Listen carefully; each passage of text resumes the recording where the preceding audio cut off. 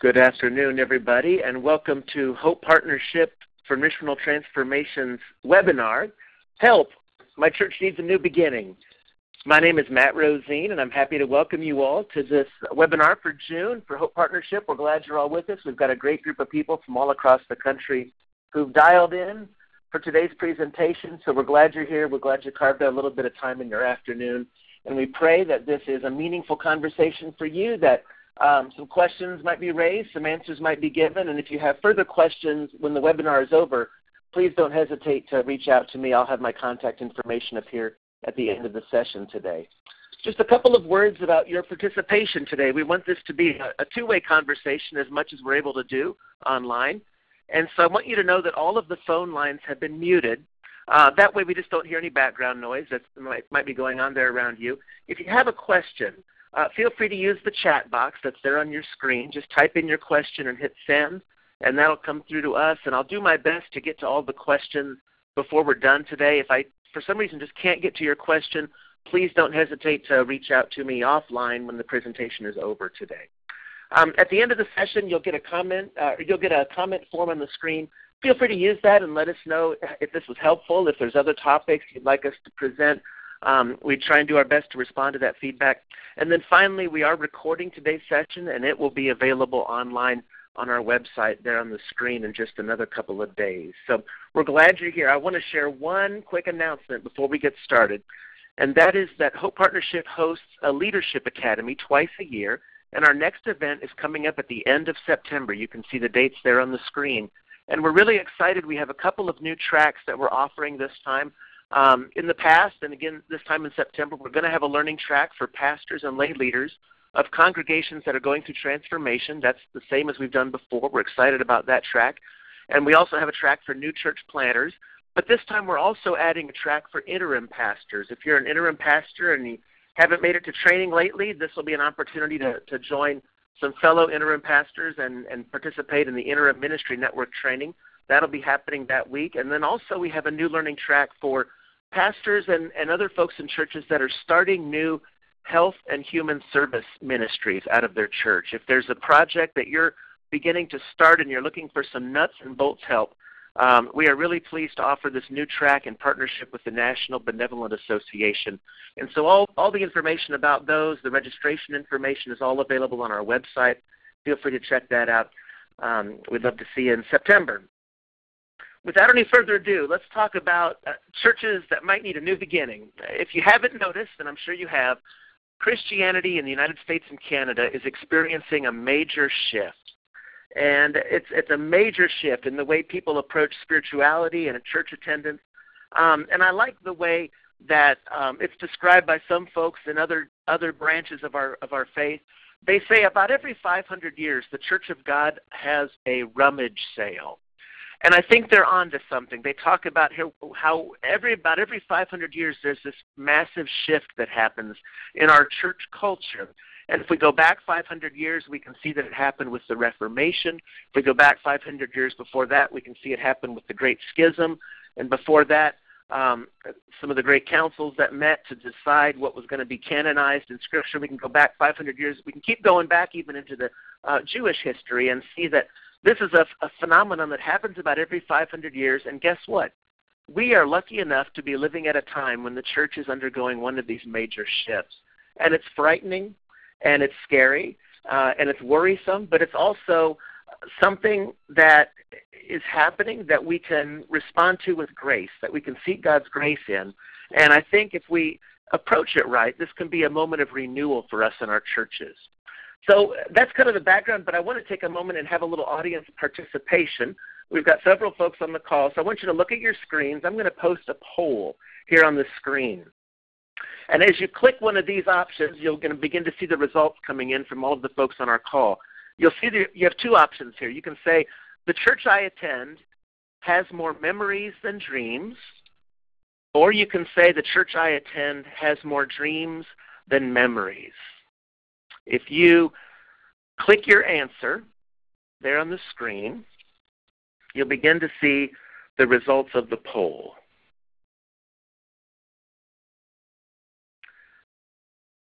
And there we can see, okay, we've got groups in both.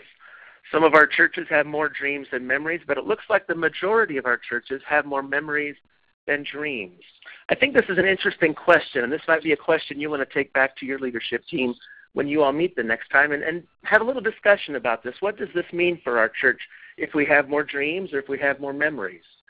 We know that churches are experiencing this major shift in a lot of different ways. We see it show up on Sunday morning. We see it show up in our churches in various ways. Some of us are experiencing declining worship attendance. Some of us are experiencing declining membership. Some of us might not be experiencing decline. We're actually seeing new people join. But we're noticing that these new people don't always want to participate in the same way that we're used to. They may not want to serve on all the committees that we've set up. They may not want to serve on our church board or serve as an elder or a deacon. They might be looking for other ways to get involved, and that might confuse us a little bit. That might even threaten us a little. You know, what are these new people up to that they don't want to participate the way we're used to? Some of us see this experience this shift through the changing demographics in the neighborhood around our church. There's new people moving in. There's different people moving in all around us. Some of us experience it by the use of our buildings. We have rooms that go empty or underused that maybe only get used once or twice a year for events. Or we see a sanctuary that used to hold 400 people. Now it only holds 50 or 60 people on a Sunday morning. And then some of us will also experience this shift when we notice that the tried and true ministries of our church, the programs that we used to rely on, just aren't working out quite the same way. And so we wonder what's next. We wonder what's possible. Now, something else we're noticing is that as churches undergo this massive shift in our culture, we're seeing that more and more churches are becoming unsustainable. What do I mean by that, unsustainable? Well, here's a few examples up there on the screen. Some of our churches, we begin to pull money out of investments or out of our endowment fund or even memorial funds, or we'll sell a piece of property, maybe a parsonage or a lot next door to the church, and we'll take that money so we can support our budget from year to year. We might get to the end of the month and we'll be a little short in offerings, and so we take money out of the savings account and bring it over, and we promise ourselves we're going to pay that back next year, and sometimes we do, and sometimes we don't. Some of our churches are renting space to different groups in the community, and there's nothing wrong with that, but what happens is once we notice that more and more and we're renting space to more groups, the mission of our church now becomes that of a landlord to the community, and it doesn't give us much freedom to do much else than simply provide space for groups in the community. Some of us are experiencing budget cuts. We're experiencing the reduction of pastoral staff from full-time to half-time, or maybe from half-time to quarter-time. Some of us are maybe between pastors, and we're struggling to find out if we can even afford a new pastor, if we can even afford to call a new minister. These are all signs that churches are becoming less sustainable than they were. We might hear people talk about survival or keeping the doors open. That becomes a fear. That becomes the conversation at most of our meetings. If people are saying that over and over again, that's a sign that the church may not be as sustainable as it once was. Or finally, the other thing we notice is we do the same jobs every year. We just kind of trade hats. And, Bob becomes the treasurer and Carol becomes the board chair. And then next year, Bob becomes the board chair and Carol becomes the treasurer. And it goes back and forth year to year.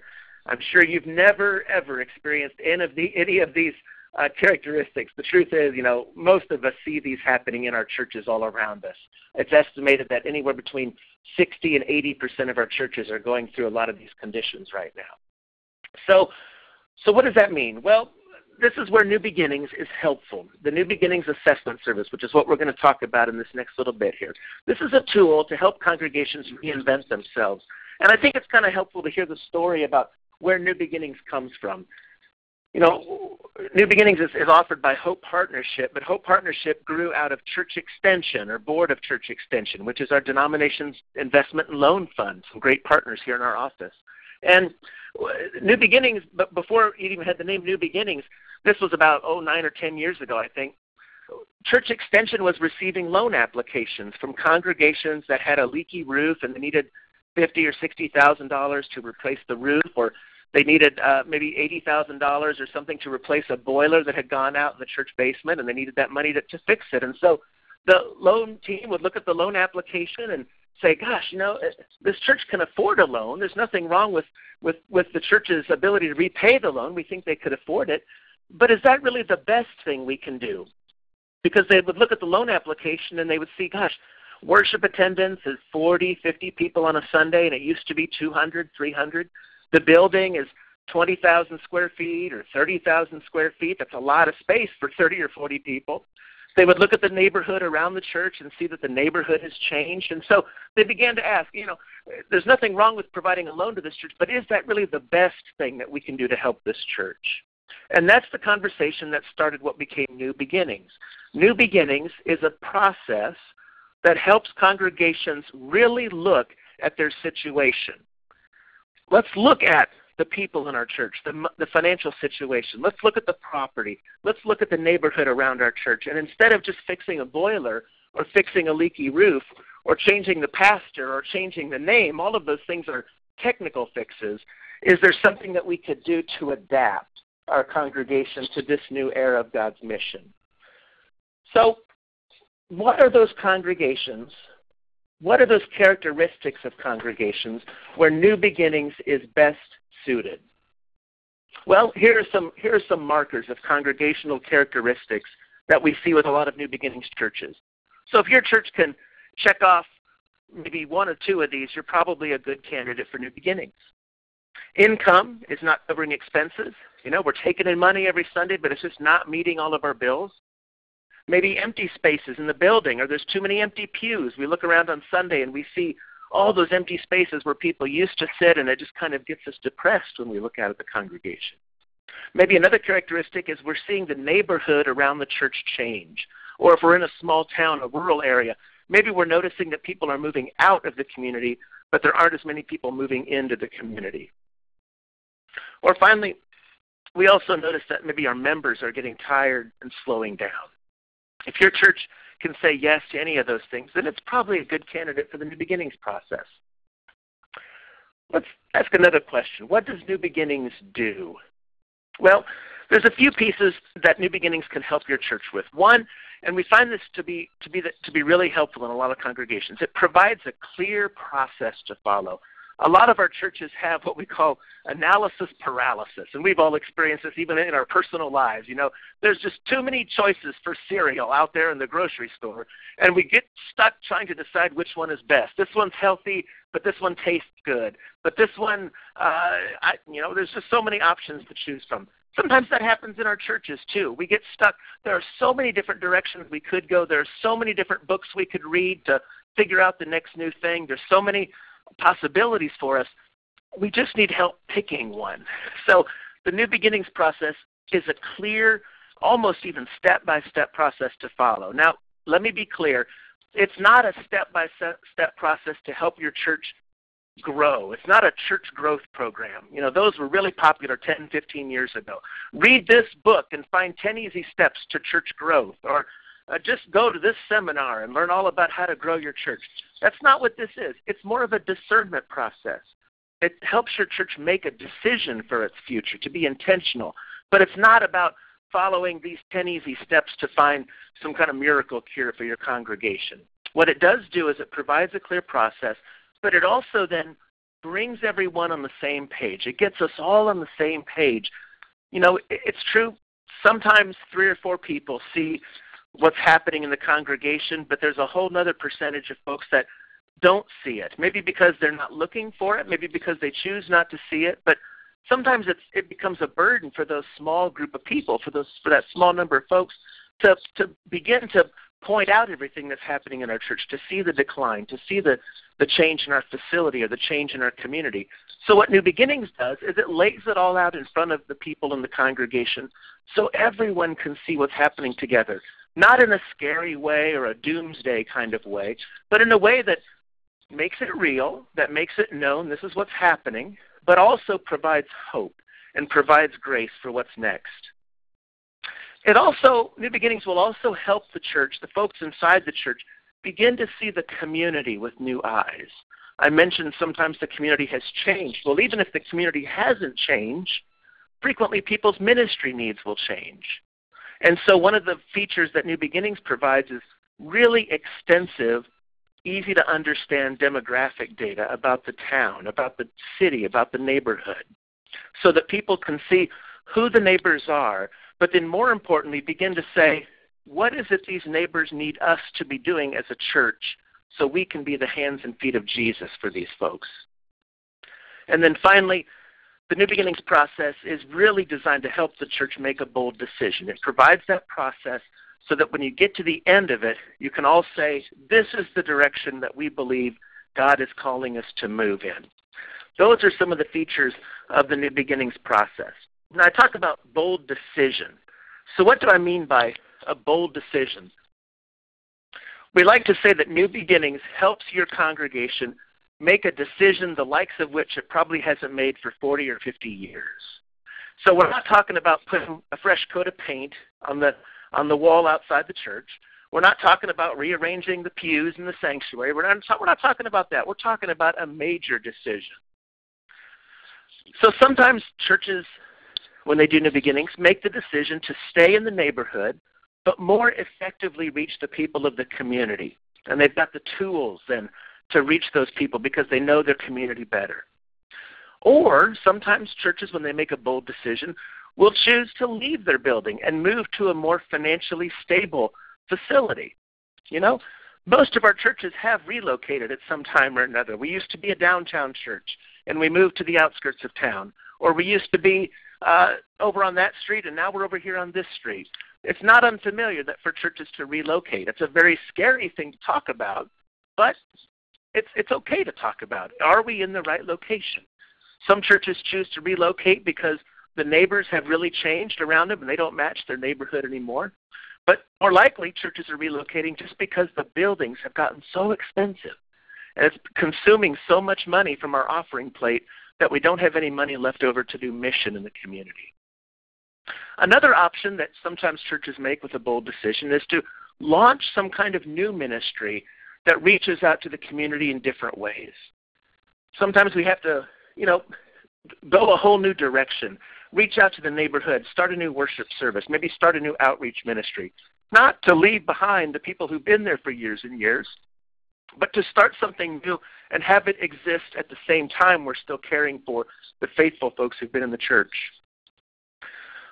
Finally, the last decision is a rare decision. It's not that common. I would say maybe 1 in 25 churches that does New Beginnings chooses this.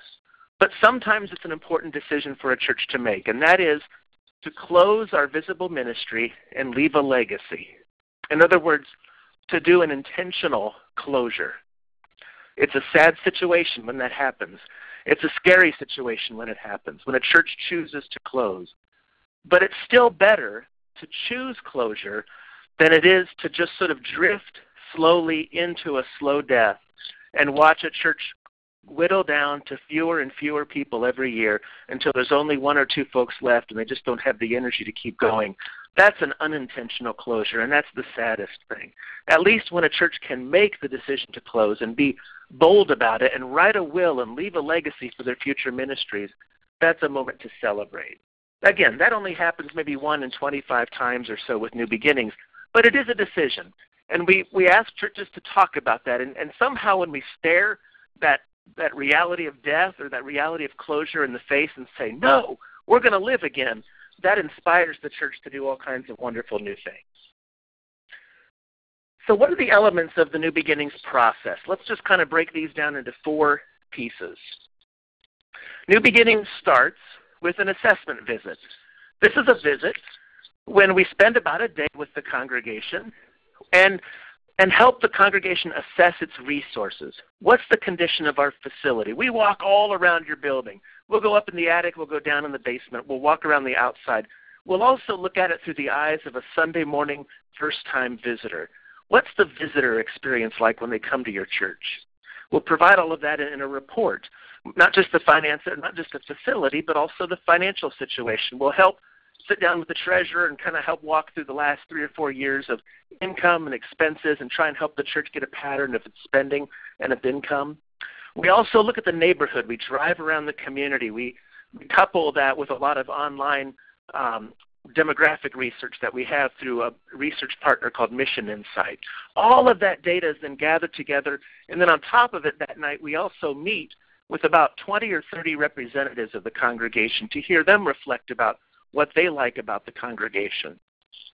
All of that then is put together, in about a 40 or 50-page report. Whew, sounds overwhelming. So that's why we follow it up with the second step that you see there on the screen, and that's the leader training. About a month or so after the assessment visit, we'll come back to the church and spend 2 days. The first day, Friday evening usually, is with the whole congregation, and we unpack a lot of this shift that I've been describing, a lot of these things that are happening in our culture that require us to think differently about church. The second day then is for a team of your people at the church who will lead the next phase, which is the house meetings. The Saturday training at the leader training is time for them to sit down together and look through a curriculum that we provide and get trained in leading house meetings for the rest of the church, which brings us to stage 3.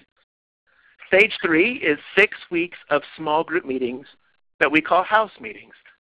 And the goal of the house meetings is to engage at least half of your congregation in this whole conversation about what the report says, but more importantly, what is God calling us to do? What bold decision is God calling us to make as a church? And we say a minimum of 50% of your church, but in more likely what happens is it's closer to 70 or even 80% of people who want to participate because they know how important this discussion is. All of those house meetings are then, the results are brought together, and a bold decision then is presented to the congregation for what we're going to do. The whole process takes about 4, 5, maybe 6 months. Seems like a long time, but really when you think about it, for this kind of a decision, it's not that long. It's pretty efficient. It begins when we receive a request form from your church, and then we can schedule that assessment visit right away, usually within about a month.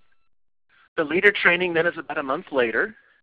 And then the house meetings, which are led by the members of your congregation, they take place over 6 weeks after that leadership training event. We also involve, in every case, the regional or area minister for your congregation. We want the regional partner, the area partner, to be involved in this conversation because, for one, they're going to be praying for you throughout this whole time. They're already praying for you. Did you know that? But they're going to continue to pray for you during this time because they know this is a major decision that you're making. But they also want to be informed. Now, note this. They don't tell you what to do as a church. Neither do we. We're not going to tell you what to do. Sometimes churches expect that. You know, we signed up for New Beginnings and you didn't tell us what to do. Well, it's not our place to do that, frankly. It's our place to bring in the resources, the eyes, the perspective that we have, but it's not our place to tell you as a congregation what God is calling you to do. We're here to support you while you pray about that and seek God's wisdom. So that's a kind of a brief understanding of the New Beginnings timeline. What does this cost? Well, there is a fee because there's travel involved. We also print reports and manuals and have some other resources for data that we gather. So for a congregation, a Disciples of Christ congregation that wants to do New Beginnings on their own as an individual church, the cost is $3,600, and that covers all of the expenses. If there are 2 or more churches nearby, say within an hour, 2 hours of each other, and if we can coordinate the schedules so those churches can meet together for the leadership training event, then we can lower the cost to $2,600 per church. And because our travel is reduced, it saves you money for the cost of the service. So that's the cost for the New Beginnings service.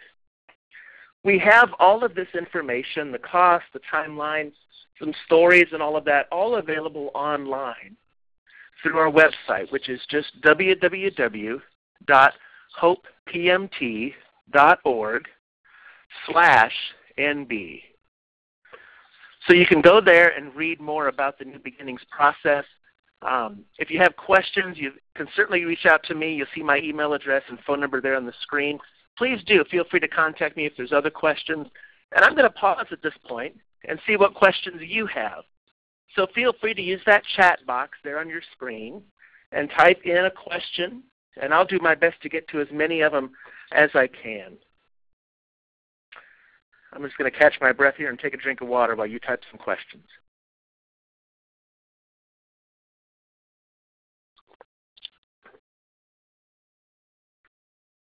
Okay. I'm noticing David has a question, and David is asking, for those people within our churches who maybe have not been a part of this call today, what's the best way to get them excited about the New Beginnings process? Great question, David. I'll give you a couple of options there. This PowerPoint presentation here that I've been showing is available to you all. If you would like to have it, I'll just send it out to everybody who is registered, so you'll have a copy of this PowerPoint available to you, and you can share that at a board meeting or with your elders if you'd like to. Another option would be to print off a brochure on this website that's there on the screen. You can download a PDF brochure of New Beginnings and share that with your congregation and have that as part of a congregational discussion. The other thing you can do is I'm recording this webinar. So if you want to share a recording of this webinar with folks, you can watch it together as a board or elders, or you could just share it with people individually and let them see what this is all about. Becky asks, does your service evaluate existing administrative processes and procedures? Great question, Becky. Yes and no. We don't get in depth with looking at all of the different functions of your committees or your administrative processes. However, one of the things that we do is measure all of the time that's spent in your congregation on various activities.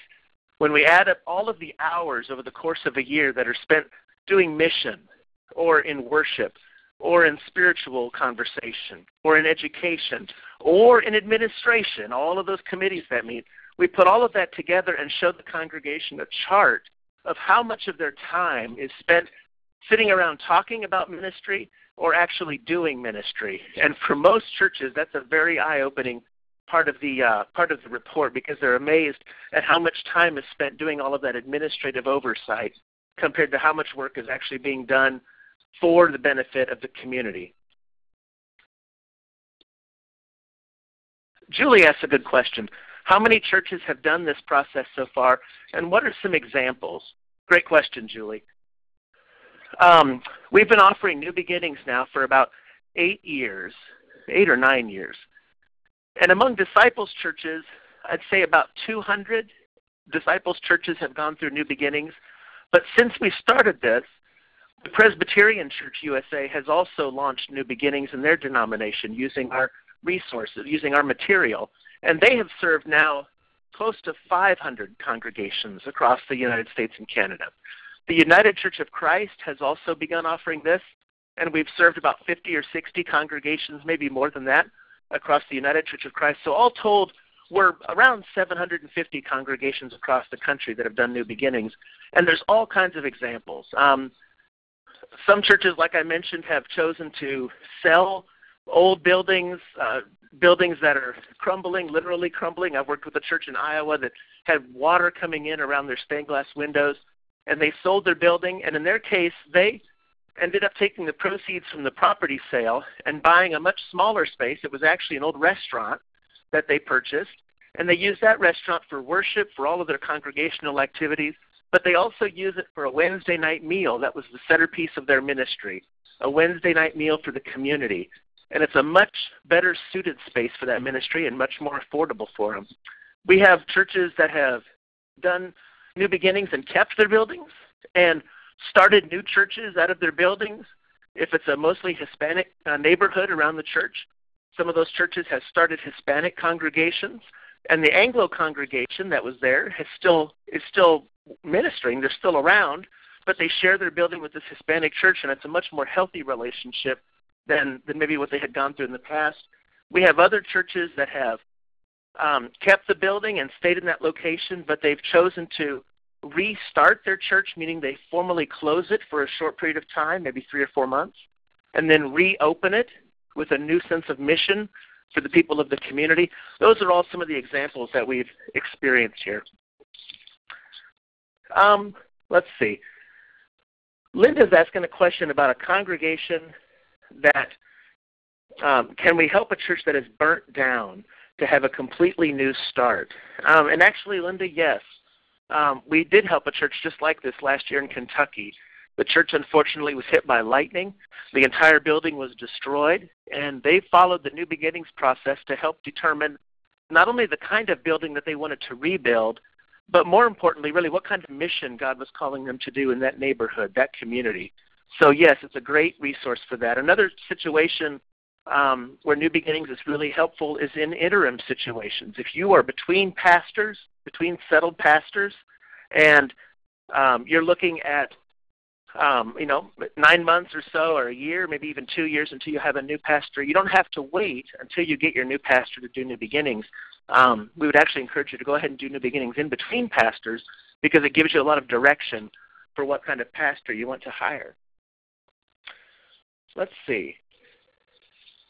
Pastor Jan is asking, does the assessment include a comprehensive look at community demographics? Absolutely. In fact, let me just show another slide on the screen here to give you an example of some of the community demographics that we provide. In your New Beginnings report, we'll include some maps that look like this. And this is a bit confusing, I know, but this is an example of a church, and you can see the red outline in the center of the screen. This was where the church was. And then all around the church, what we can do is zoom in and identify the primary people groups that are found closest to your church. And the reason this is important is because, A, it helps us just ask the question, who is our neighbor today? Neighborhoods change every 10, 20 years. And so this helps us see who our neighbors are right now, not 50 years ago or 100 years ago when the church was built, but who are they today? But then more importantly, each of these descriptive titles, whether it's Gospel and Grits or Urban Ambition, whatever the names of the people groups are, each of these groups also comes with a description of who these people are, what their longings are, what their major life concerns are, so that as you begin to ask questions of mission in your congregation through New Beginnings, you can really be specific about how we're going to reach out to the folks who are aging in place or who are blue-collar comfort or whatever the particular group happens to be. So yeah, we'll include a lot of specific, comprehensive community demographic information with the report. Becky is asking, is there a list of areas included in your evaluation reports? Yeah, Becky, if you look on our website, let me go back to the page that has the website on it here. If you go to our website, I think on the website you'll see kind of a sample assessment report. You can look at that and see what's included. It doesn't have the entire report, but it has the table of contents so you can see what the 12 areas of evaluation or assessment are that we look at. And then you can see a little bit of some of the charts that are included with that as well.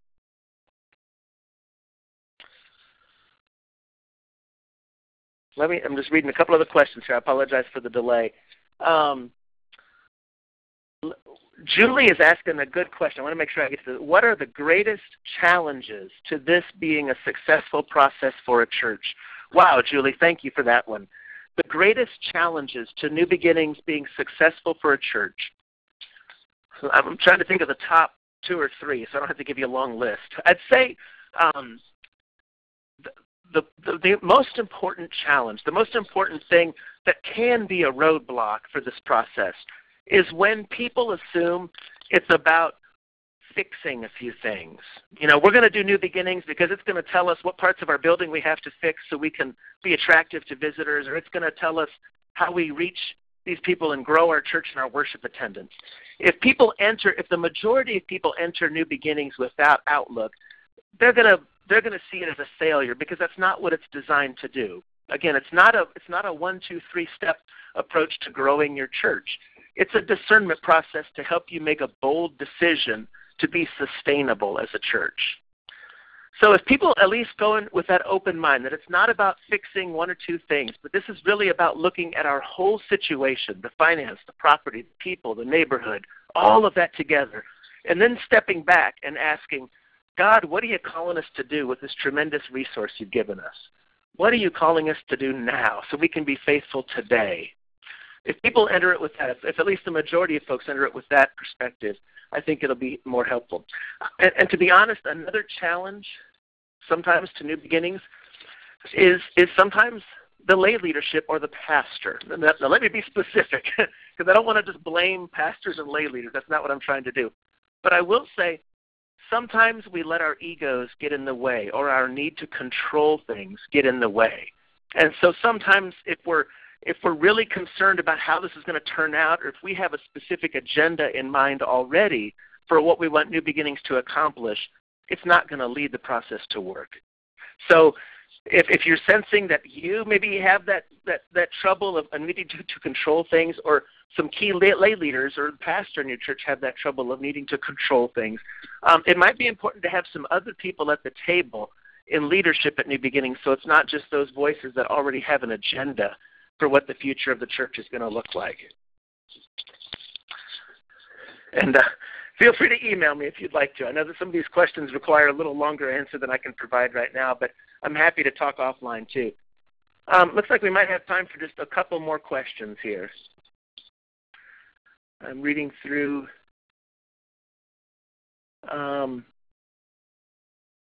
Oh, yeah, David, you're asking a good question. What would you say are some of the outcomes of churches who have gone through this? Or another way of saying it is what you mean is success rate. We like to say that our success rate is 100%. And the reason I say that is because our goal with New Beginnings is to help the church see its situation as it is and make a bold decision. Every church that does New Beginnings makes a decision. So that's the 100% part. Now, is it always a bold decision? No. And thankfully, we've made some improvements over the last few years so that churches are making more bold decisions. But one of the decisions a church can make after doing New Beginnings is the decision to stay the same and to do nothing and to just kind of keep going on with the status quo. If your church makes that decision, okay, that is a choice, but it's probably not the kind of bold decision that you went into the process expecting you would make. So we would see those situations as not as successful as when a church decides to do something bold. I would say today, yeah, there's still maybe 10%, 15% of the churches that do New Beginnings that choose not to make a bold decision, that choose to do the same thing and continue on doing the status quo. But here's what we've noticed. Those churches that do that go through the process and choose not to make a bold decision, about 3 or 4 years later, they are having to revisit that and then make a bold decision. And sometimes they have fewer options available to them because they waited so long. Let's see. Elliot is asking, Elliot says their worship attendance is around 15 to 20. There's another church about 20 miles away. Could this work for us? Absolutely, Elliot. We have done New Beginnings in churches where there's only 5 in worship attendance, and that includes the pastor and the spouse. So it doesn't matter how small, even 15 to 20 people, and there's another church a little about 20 miles away, we'd be happy to work with you one-on-one, or if you want to go and visit that other congregation that's 20 miles away and share this with them, we could even talk offline. I'd be happy to do a phone conversation with that other church if that's a possibility. But if the two of you wanted to go in together, it would reduce the cost for you guys for New Beginnings. So please do feel free to reach out to that other congregation and contact me if there's any interest. Pastor Jan is saying, can you share a couple of bold decisions? Absolutely. In fact, I'll do this here at the end as we get ready to wrap up. A couple of quick stories. I mentioned the church in Iowa that sold their building. That's a frequent thing. Frequently churches will do this process and notice how large their building is and say, boy, it doesn't make sense for us to keep trying to maintain and pay for this enormous building when there are other spaces in town that are better suited for our ministry. There's a similar church in Florida that had a 45,000 square foot building, enormous, beautiful building, and they'd been in it for 80 years, and that was what they knew as their church. And when we talked about what mission looked like there, when they talked about what they loved to do and what their passion was, nobody said that they loved keeping up that building. What they all talked about was a Saturday morning breakfast where they would invite the neighbors. They had some nursing communities nearby, and those folks would come to church on Saturday morning. These weren't members all. There were 200 people, but I would say probably only about 20 or 30 of them were members of the church. But on Saturday morning, these folks would come and share breakfast together, and that was what really made these people tick, fixing pancakes, fixing bacon for everybody on Saturday morning. So they're doing New Beginnings, and they said, boy, what if we could find a space that better meets our ministry? So they're now meeting in a smaller space where they can have their meal, and that's a perfect space, a dining room space for that, but they can also rearrange the chairs and have worship there on Sunday morning. It's about helping the building fuel the ministry, not having the building as a roadblock to your ministry. We have another church in Montana that did New Beginnings a few years ago, and they were already meeting in a smaller space. It was actually an old funeral home downtown. And New Beginnings helped them to decide not to relocate, because that was a conversation they had been having all along. Well, we've got this old building. Should we move somewhere else where we have a bigger space? And when they did New Beginnings, they said, no, we don't want to relocate, because if we move, then we lose our connection to the people that live downtown, who is the people that we believe God has called us to serve. So they knew if they moved, they would lose that connection. So they chose not to relocate, but they ended up with more fervor for serving that community. And actually what happened there, sadly, was the electrical system in the church went out one day. And they needed $9,000 to raise the money to fix the electrical system. And they didn't have the money in their bank account. They were spending all the money they had on mission, on this particularly a feeding ministry to the neighborhood. So they did a capital campaign, but instead of asking the church to donate to the capital campaign, they asked the town to contribute money. And they set up one of those big United Way thermometers in the front yard of the church, and they ended up raising $9,000 in just a couple of days to help fix their electrical system, not from the church members, but they raised the money from the neighborhood, from people in the city, because the people in the city believed in the mission that church was doing there. So who knows? You do New Beginnings, you never know where the resources will come from. Once you get serious about the kind of mission that God is calling your church to do, I know this is true. The resources will come out of the woodwork, and they will be there. That's one thing we know about our faithful God that we serve. Let me just get to one more question here. I really do appreciate all the conversation. And then I'm going to end the call, but if you have other questions, don't hesitate to reach out to me later today or even next week. David is asking, if a church is going through conflict, is New Beginnings good for them? Thanks for asking that, David. I should have made that part of my presentation, and I forgot to. If the church is in serious conflict, and by that what I mean is, if people are having gossip sessions out in the parking lot, and there's some scheming happening to try and oust certain leaders or get their own way, that's an indicator that New Beginnings is probably not good right now. It's better for the church to deal with the conflict, as tough as that's going to be, to deal with the conflict first and then do New Beginnings. Here's what will happen. If a church does New Beginnings first and all that conflict is beneath the surface, New Beginnings house meetings are going to raise that right up to the surface, and it's going to delay your process. This happened with a church in Nebraska that we worked with several years ago. They started New Beginnings. There was conflict that nobody really wanted to admit. And so right in the middle of the New Beginnings process, all this conflict came up, and these nasty personalities came out, and people ended up leaving the church, and it was a very sad situation. But about 2 years later, they came back to it. They finished the house meetings, and then they made their bold decisions. So you'll come back to it eventually, but it's better to just go ahead and maybe address that conflict first, and then deal with, and then approach us about doing New Beginnings. Okay. We're really glad, so grateful that you all chimed in. It's been about 45 minutes, and I don't want to take any more of your time. But please do feel free to contact me. My name is Matt Rosine. My information is there on the screen, and I look forward to chatting with you all offline. One more quick plug for our Leadership Academy, which is coming up at the end of September. It's not too late to register. There's another month or so of registration before the deadline comes. And if you fit any of these categories, if you're a pastor leading transformation or desiring to lead transformation, if you're a lay leader of a congregation leading transformation, you're welcome at Leadership Academy. If you're an interim pastor, if you're helping plant a new church, whether as a pastor or a lay leader, you're welcome at Leadership Academy. And then I mentioned this, the new track that we're starting this time is people who are starting new health and human service social ministries out of their church. Social entrepreneurs, we call them. If that's something that God is leading you to do and you need some nuts and bolts help for that new ministry, please feel free to join us at Leadership Academy. We'd love to have you. I'm so grateful for your time today, but also for the ministry that you're doing in your location. God bless you all where you are. So happy that you are here today. Take care, and God bless everybody. Bye-bye.